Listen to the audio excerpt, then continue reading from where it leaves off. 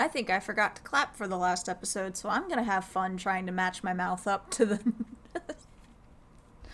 to the file.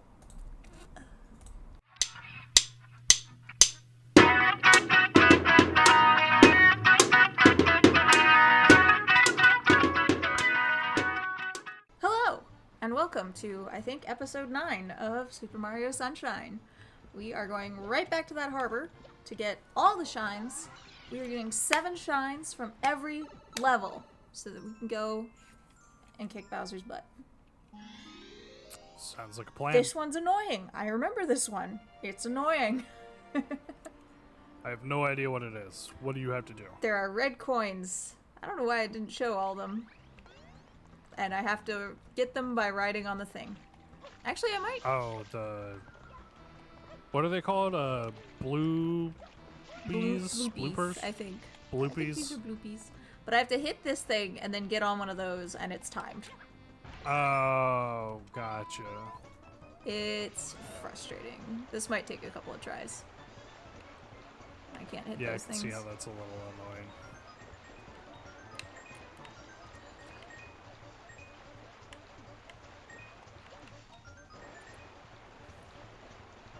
How many more over here? Yep.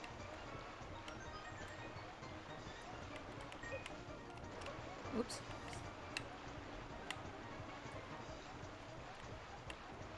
Should be able to follow the... I think if you follow the yellow coins, they lead in a track. They do, but it's just really annoying. Regardless. Ah. This is one of the more annoying Unfair. ones. Thank you for that, Mario. Sounds like what I do when I guess I haven't done it in a bit, but like when I'm like getting tired and when we're playing Valorant or something, I'll shake my head. Yeah. And just be like, and it like wakes me up. And also, it also jiggles my headset back and forth, which is really funny. But also kind of painful now because my cartilage is still healing from... I didn't re-pierce them. The holes were still there, but I put jewelry back in them, and my cartilage was just like, we didn't sign up for this.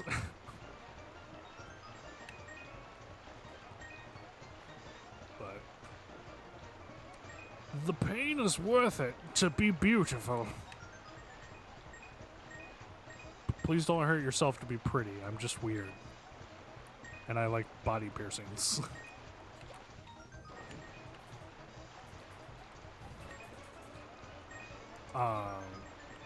Okay. So there's one more? No, come on. Oh, it's right there. I know, hold on, I gotta go around the long way to get it. Oh, You gotta buy your ticket for the long way around. haha! There we go. Well done. Cheese it. Now I just have to... When in doubt, cheese it. No. Are those landmines? Yeah. Or like, well, I guess they're not landmines because they're in water. They're water mines. Are they? Yeah. They're floaty mines. They're mines. What are they? I guess what are they called when they float? Because if you've got a mine that's underwater, usually it's a depth charge or something like that. I'm just excited. This is the last one I have like to do in the harbor. a sea mine. A sea mine is usually, I think.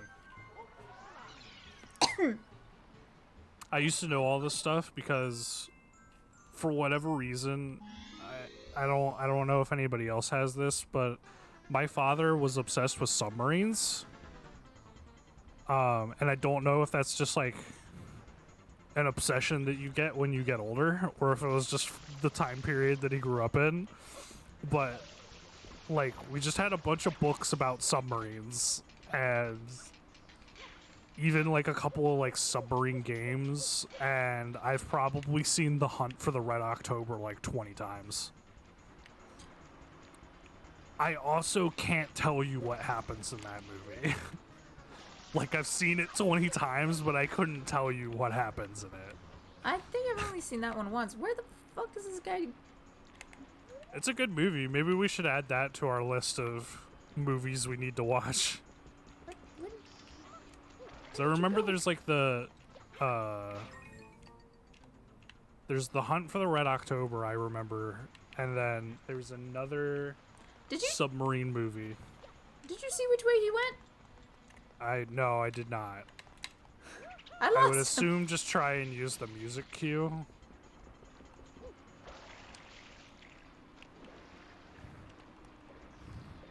I'm not sure. That awkward moment when you're the good guy and you're chasing down the bad guy and you lose him. Lost him entirely. I hear it. I think he might be up on...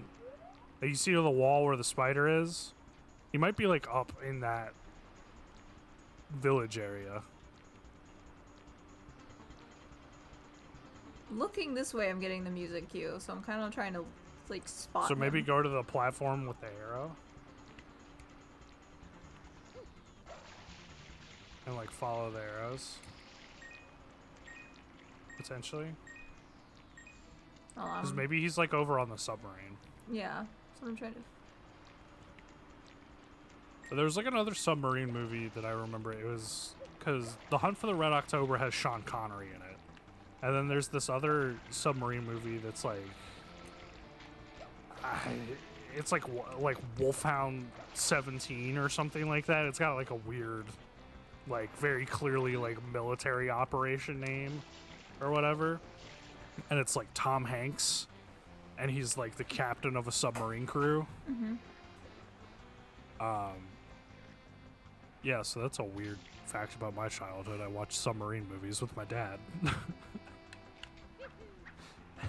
And now vicariously know weird things about submarines.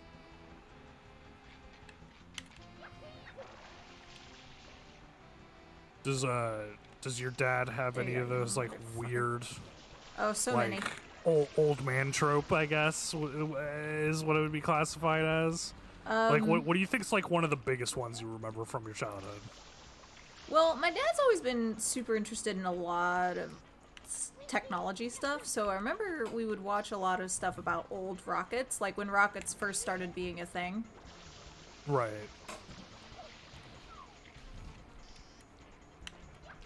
I'm assuming he's seen that documentary about, like, the ridiculous German rocket jets that they made. Probably. You should recommend It's like, it's basically like a jet that they made that has this, like, takeoff platform that's literally, like, it's basically the barrel of a gun that they put this jet into, and they light the rocket, and there was no control for the rocket throttle. It was just, you light the rocket and it goes. Oh, gosh. And it runs out of fuel when it runs out of fuel. So it was like, you rocketed the takeoff and flew super fast, super far. And then when your fuel ran out, you just glided. And you had to glide it back to your landing zone. Yeah, there was that. There was also, I think it's called... I think it's October Sky. That sounds familiar. And it's about, like, this kid who he lived in a mining town, and, like, he was super smart, though. Well, actually, he wasn't even, like, super smart. It was just, like, he was smarter than people gave him credit for, and everyone just assumed, oh, he's the son of a miner, so he's gonna go work in the mines eventually. Right. Like, he's not gonna be a rocket scientist. Right. And then he goes and proves them wrong and becomes a rocket scientist. It's very inspirational for me as a child. I've seen that movie so many times. I felt an affinity because he's not any good at math until the casino. Until he starts doing, like, physics, which is exactly what happened to me. I was just absolutely terrible at all math, and then I was introduced to physics, and suddenly I understood what math was for. Right. I think it's super interesting, like, the way that people can learn how to do things without actually knowing, like, the specifics of what they're doing. Like, for instance, like, this kid who's clearly very smart and, like, starts working with rockets was probably doing stuff on an engineering and physics level without actually knowing the math behind it, but just intuitively doing it, and then eventually learning how to do it. Well, it was also that, like, and this is my experience as well, I didn't get what the math was trying to tell me until someone explained it to me on a physics level. Where the fuck is the casino? Are you the casino? I think this is the casino. I don't know.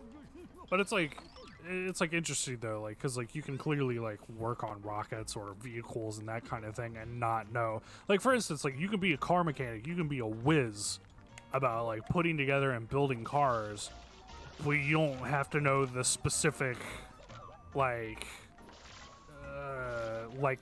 specifically or the mathematics behind how combustion engine works. Right. But you can put the parts together and understand that if these parts work in this certain way, that's what makes the engine work. And it's actually callback to, I think, last episode where I was talking about the movie The Hunt for the Wilder People. Mm-hmm. There's actually a part where one of the main characters in it is this older man who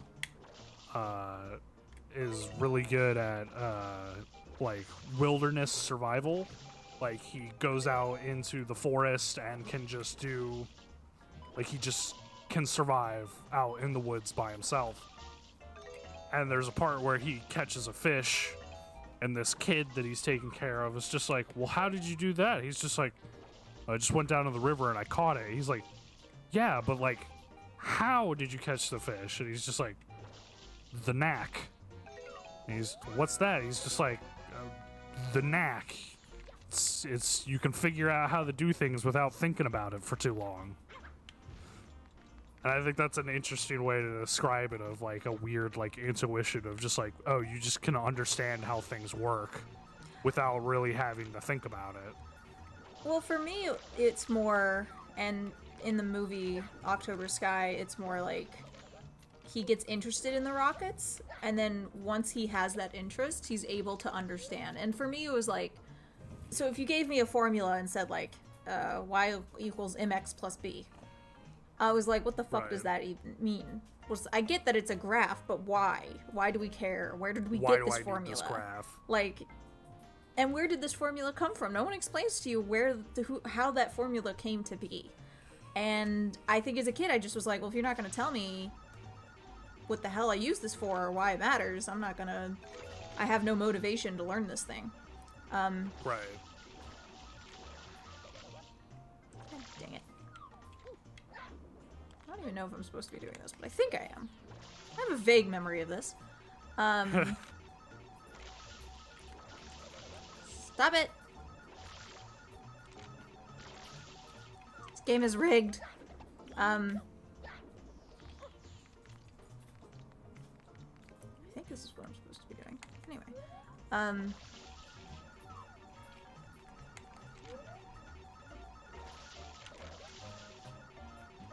I think I learned in a very similar way of like, once I understand the purpose behind it and I want to achieve the end goal of something, then I'm just like, okay, now I'm fine with learning how this works. Right. Or like, it's easier to understand because I know this is going to help me get to the end goal that I want. Because I think that's like when I was... okay, cool. Random. So for me, it was like, when I finally got into physics and they finally started explaining, like, here's how we figured out the formula for gravity. I was like, cool, I get it. I got you. I understand. This one is very frustrating. I hate this nonsense. Can we point out that this is also like the worst casino from a business standpoint of just like, you don't have to pay anything and just keep playing until you win. Yeah.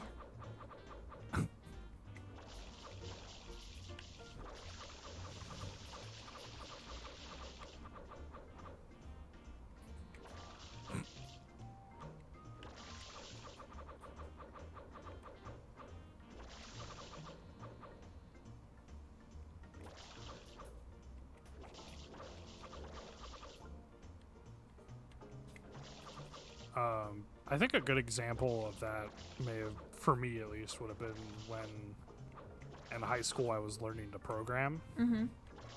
Because, like, initially I went into programming with, like, oh, well, I want to make video games, and video games require programming, so I should learn about this.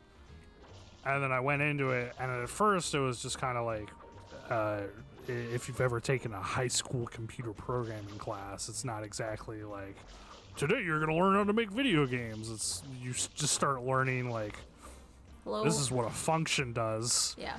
And this is if-then statements. Learn about booleans. I remember the first programming class. You convinced me to take the programming class because they were thinking about cutting it and they needed one more person to sign up. And you were like, do you have a free thing? Sign up. The teacher's awesome. And you were right. She was awesome.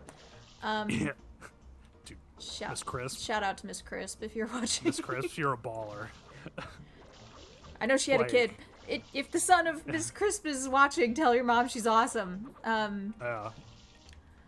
Anyway, she was great, and I remember the first day we did Hello World, like print Hello World, and here's how far I came. I eventually was hired to, it's not even the end, mind you. We're not even done with this episode. Really? You do all that just to get a pipe? That's obnoxious. Yeah. And then I have to do this. That's obnoxious. That's so dumb. Okay, everything's not okay. Oh, so you did Hello World. Okay, and it which says is like pretty much print. like every coder's first program. And I remember I don't think I raised my hand. I was embarrassed because we were a combo class, so we had people who had already been programming for a while. Right, because they combined C++ and Java were the year 2 students. Yeah, exactly. No, Java was year 1 because I was in Java. Oh, they changed it. Yeah. See, for me, I had to do C++ first. No, I had to do Java first. Oh no.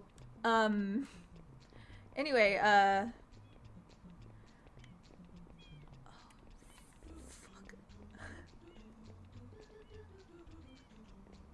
sorry, I've got to concentrate here. It's all good.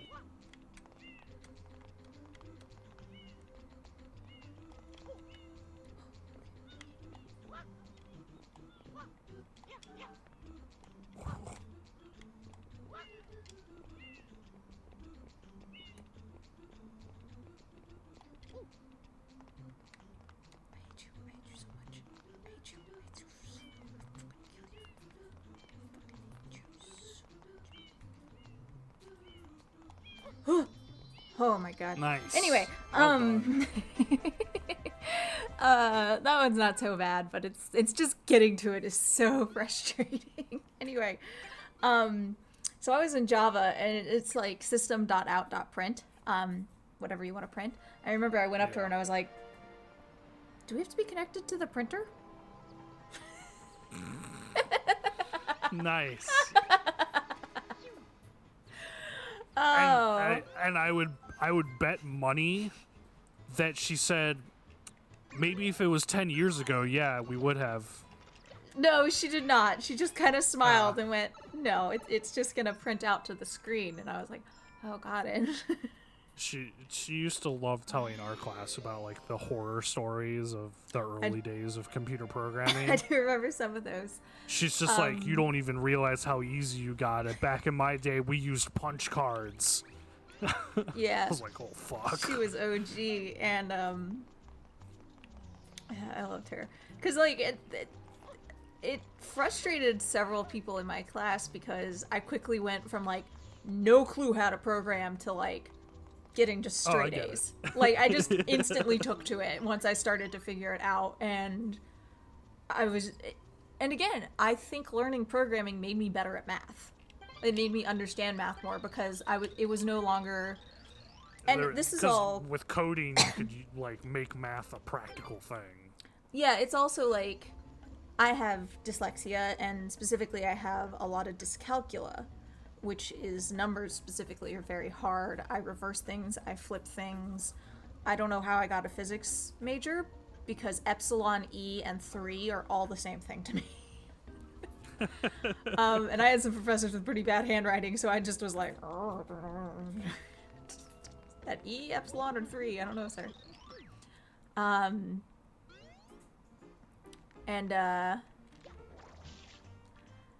So programming, it turned math from a bunch of jarble that I can't read, really, to logical steps. And I think that's kind of the thing that was missing for me in all the math I had learned previously, was no one was breaking it down into here's the logic. So like even multiplication tables, okay, they just say memorize these. It's like, why would I memorize? Yeah. Why? What am I doing? What is happening here? And it's like, no one's telling me. It's like, oh, well, when you multiply, it's the addition is going behind it. You know, no one explained that to me until high school. Yeah, it's like they take so long to explain to you when you do 2 times 3. The first thing they tell you to do is like, okay, just memorize 2 times 3 is 6, and they don't tell you why. Yeah. And then like 10 years later, they're like, oh yeah, 2 times 3, that's 2 plus 2 plus 2. Yeah. And that's what multiplication is. And it's like, you couldn't have just told me that when I was like 5? Exactly, because that's telling me the actual logic underneath it. So I started, and I think that's why with physics I started to get it, because suddenly it was, oh, I don't remember why I have to. Oh right.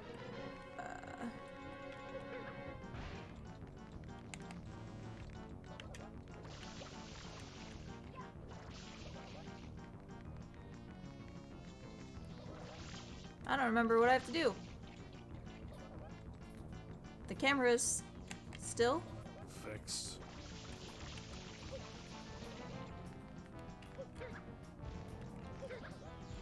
Do you have to maybe spray the center ghost? Like aim really far. Oh, I Okay, think I just had to wait for hit his that. tongue. I have to wait. I Is remember this- there being fruit. For some reason, fruit's important. And I think I have to do this. Okay. And then like line them up.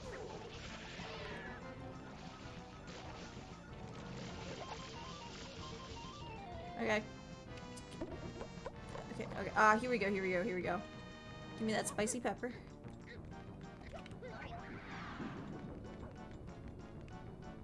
This boss fight makes 0 sense. I literally can't remember what I'm doing. What is the point of the purple blocks? I don't know. I think they just... Oh my god! They just cause him to spawn the wheel, the slot machine. I think so.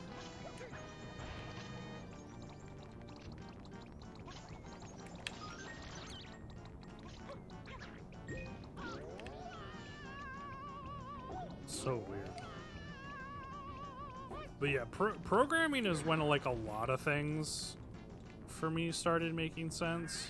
Just because I think my brain is wired in a very like logic-centric way.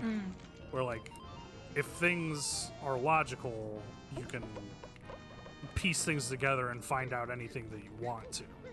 If you just follow the logic. And I've always liked that.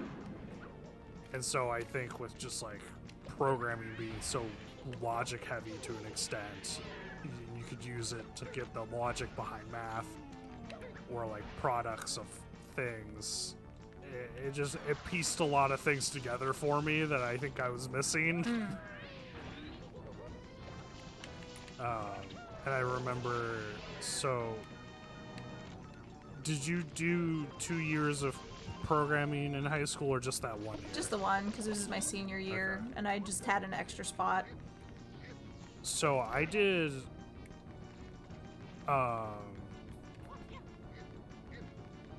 I did 4 years, I think, because I did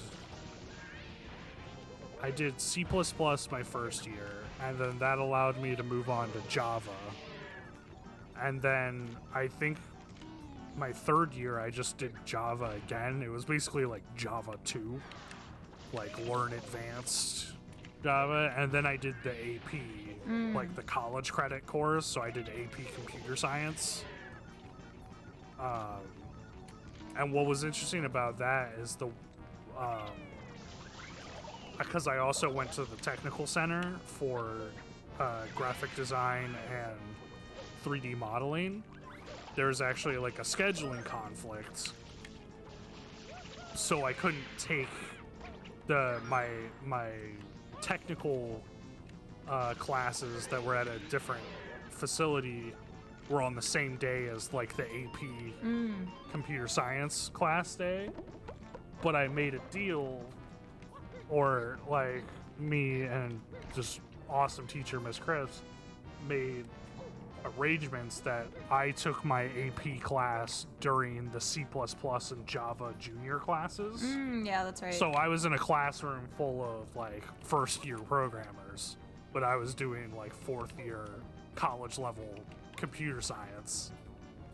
And I would just like sit in the corner and do my own thing, and I would even help Miss Chris teach some classes, or if she had to catch up on stuff, she's just like, here's the project. If you have any questions or need a hint or guide, like ask Gavin, he'll help you. All right, that's what I ended So up. I used to help the first years. That's what I ended up turning into, for Was the general go-to class helper. because I could figure it out. Owie.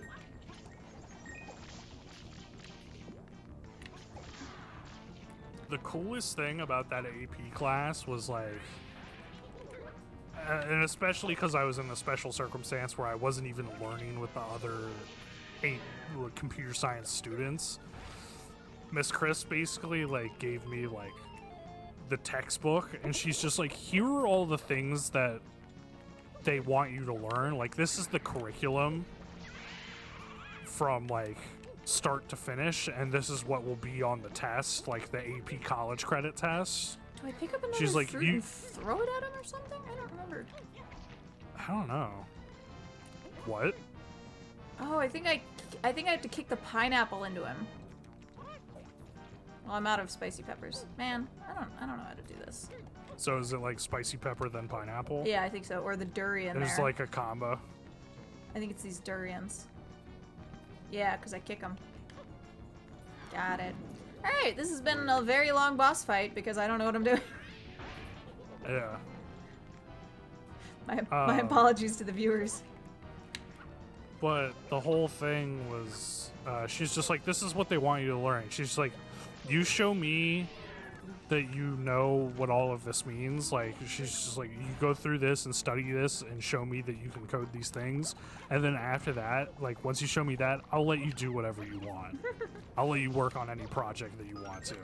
And so the final project for the AP classes was, and I don't know if she did this with you, but for all of my years, Miss Chris' final project in coding for me was program a game. Right.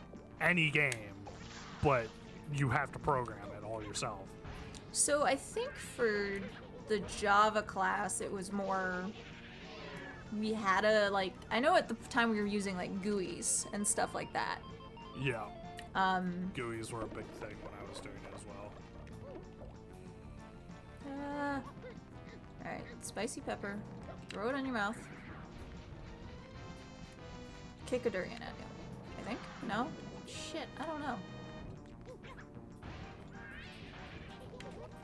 Do you want me to If you do wouldn't some mind, quick on-the-fly research? yeah, do some quick research on this one because I can't remember what I'm supposed to do.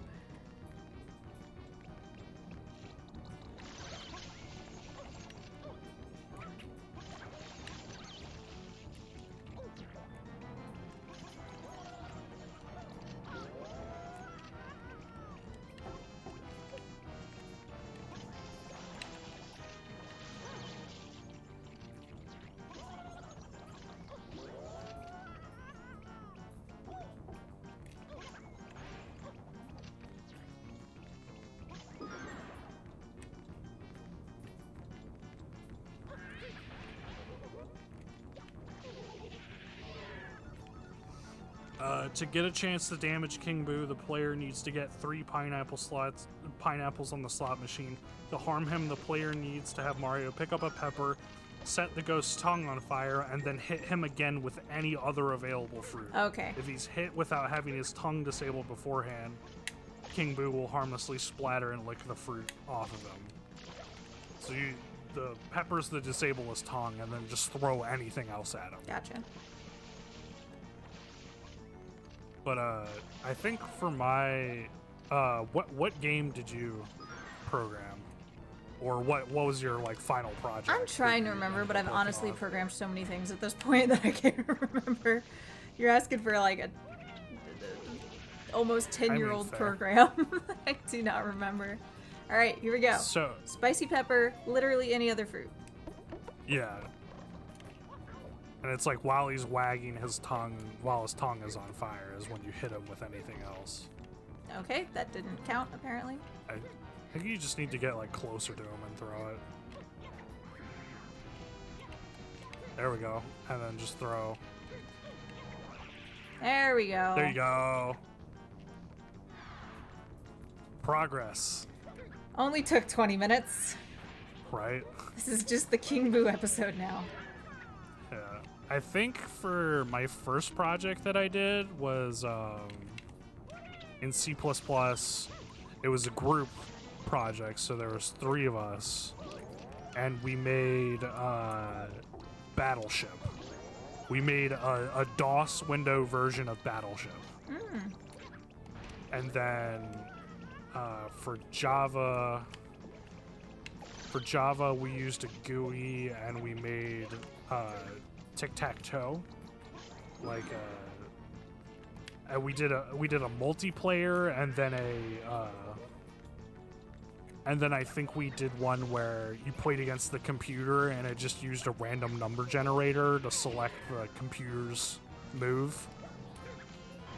So it was like randomly generate a number, and then depending on the number, like check off a box or whatever, something like that. And then for my final project for hitting? AP,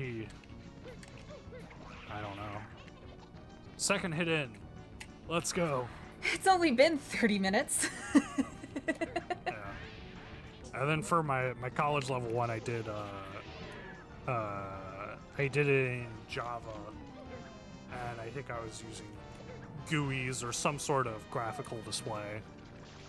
And I was programming a game of Snake that I was trying to do completely from scratch. And it was literally, because I got done studying all my stuff like super early in the year, so I actually spent like 4 months out of the school year working on this Snake program. It's just what I did. And I just barely got it to work, like be functional the final day of the school year. Wow. Like, I got it to work, and I was like, Miss Crisp, like, there's 20 minutes left in class. I'm ready to turn in my final project. And she was just like, really? Like, she's just like, I already submitted your grade for your final project, like, 2 months ago. And I was like, what? It was like, yeah, I gave you an A, like, 2 months ago. I was like, but I didn't finish until today. She's like, this stuff that you're doing is like 3 years beyond what anybody else is even attempting, and you've gotten to somehow make it work. She's like, you get an A. I don't care. I was like, do you want me to show it to you? She's just like, yes, I would love to see it. I'm like, okay. Here's my shitty little Snake program. She was just like that. That was just how she was. Yeah. Like that's a perfect example of her personality. It was just like, I gave you an A 2 months ago. I don't even need to see your program. It's just like, what?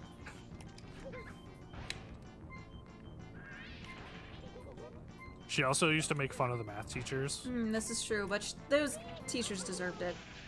No offense to any that are still there, but like, come on. I had one good math teacher in high school, and it was the one that left the year that I had her. I don't remember her name. I had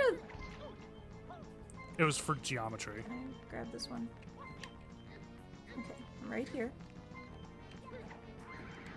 There we go. Final hit. My God. Yes. There's some weird. That is a weird fight. The It's a weird mechanics fight, and the hitboxes are super wonky. Yeah, I kept hitting something on the closest. Please let me get it. I hate this camera. The depth perception, like the depth, is really hard to visualize. The depth is there, and the lack of camera control, just like that's completely separate from the rest of the game. It really just throws you for a loop, which It's just like, we're gonna give you a boss fight with a fixed camera that's never happened before in the entirety of the game. Yeah.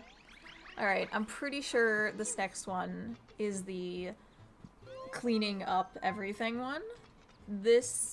And you have a time for it. And we have already gone over.